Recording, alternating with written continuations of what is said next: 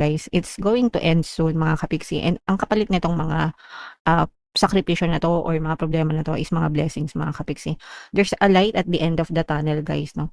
So, parang yun yung sinasabi sa inyo, guys, 'pag namomroblema ka para ka nasa loob ng tunnel, madilim, walang malinaw na direksyon, wala kang makita 'no. But if you keep on going guys 'no, kapag nag-persist kayo, malalagpasan niyo din yung tunnel na yun and makikita niyo rin yung liwanag sa dulo ng tunnel. Yun yung nag-aantay sa inyo guys, kasi ang nag-aantay sa inyo kapag natapos 'tong mga problema niyo 'to is mga blessings at yung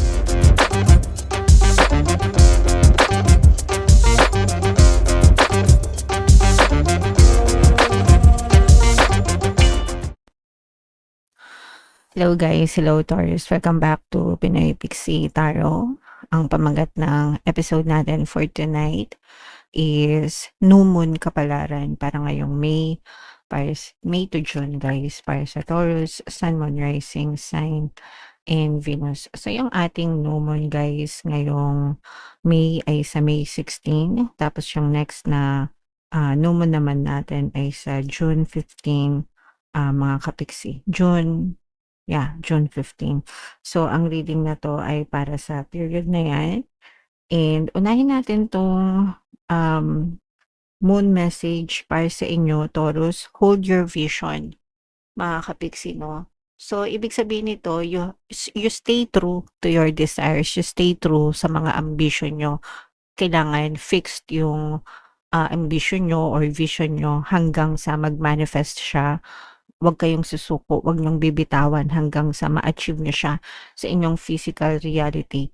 Kasi maa-achieve mo lang yon kapag consistent ka and kapag ka nag-persist ka, no? Na kumbaga nagsikap ka na ito talaga yung gusto ko, and you give it enough time, no?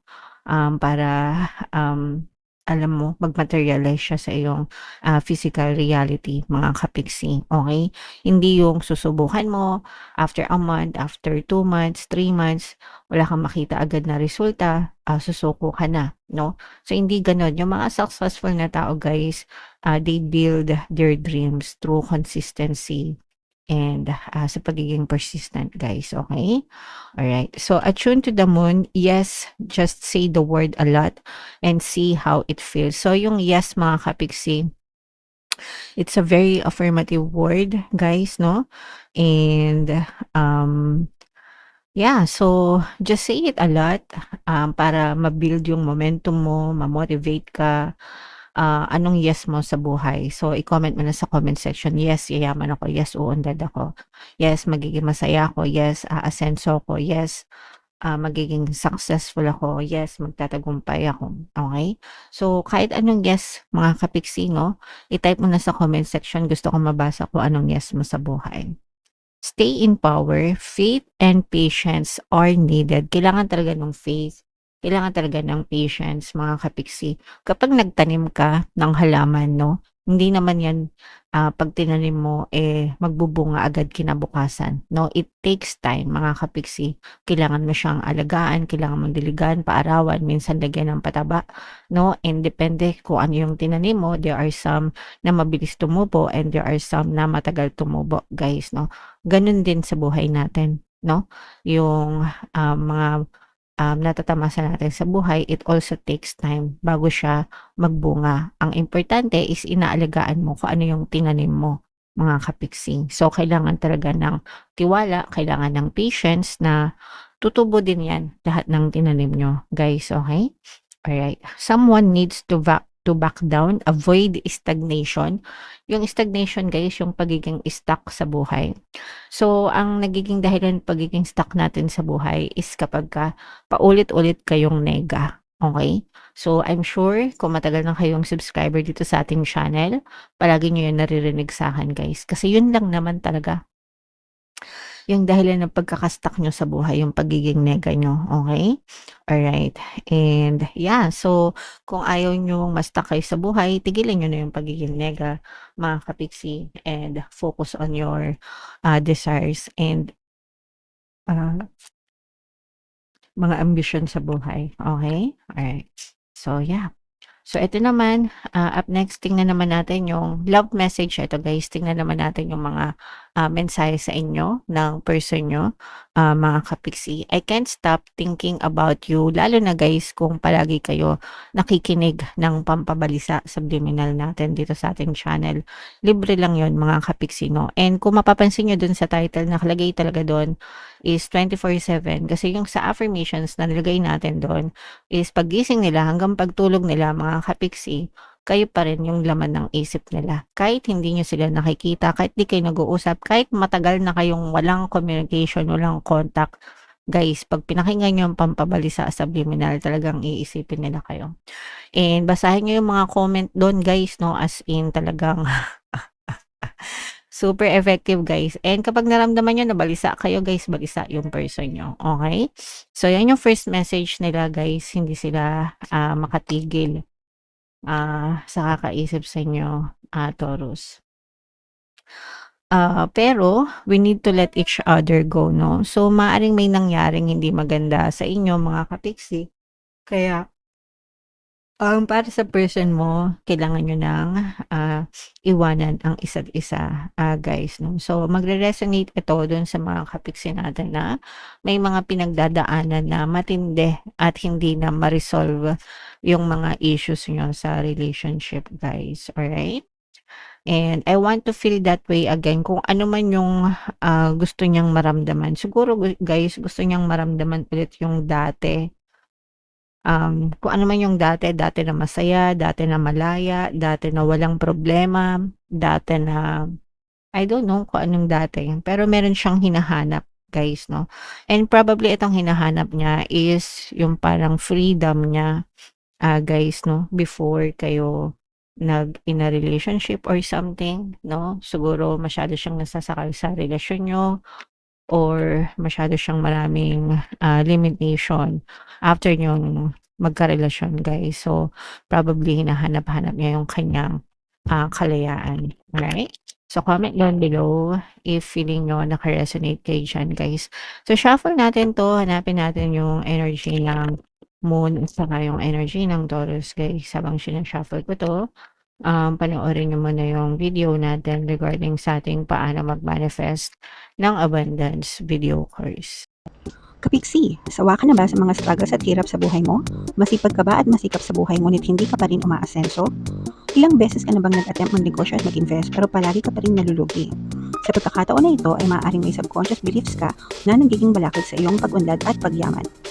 Introducing, paano mag-manifest ng abundance video course. Dito ay matututunan mong ma-overcome ang mga balakid mo para tuluyan ka ng umunlad, umasenso, sumagana, maging matagumpay, successful at maswerte sa iyong kabuhayan, pera, trabaho, negosyo sa lapi at kaperahan ng bonggang-bongga. Dali, mag-send na ng email sa pinoypixie@gmail.com at simulan na ang iyong pagyaman ngayon. Alright, so sa lahat ng gusto mag-avail ng course, guys, meron tayong paano mag-manifest ng abundance video course, paano mawala ang third party at magkaroon ng harmonious na relationship, paano pabalikin si ex-wife breakup. Sa mga interesado, guys, mag-send lang kayo ng email sa pinoypixie@gmail.com. And sa mga naghahanap ng pampaswerte, guys, meron tayong money shaker jar. Ito yung guys, no? Super liit na bote pero super effective at saka super powerful, guys. At saka ito. So ito yung WhatsApp number ko. Chat nyo lang ako dyan, guys. So itong pampaswerte na to, guys, pwede yan sa pampaswerte sa kabuhayan, pera, trabaho, negosyo sa lapi, life in general. Ang dami ng success stories niyan, guys. Pinapost ko sa Facebook at saka dito sa post tab natin. Check nyo na lang yung mga post ko, mga kapiksi. Huwag na kayo magpahuli. Wow, grabe naman ito. This is both positive and negative, mga kapiksi, no?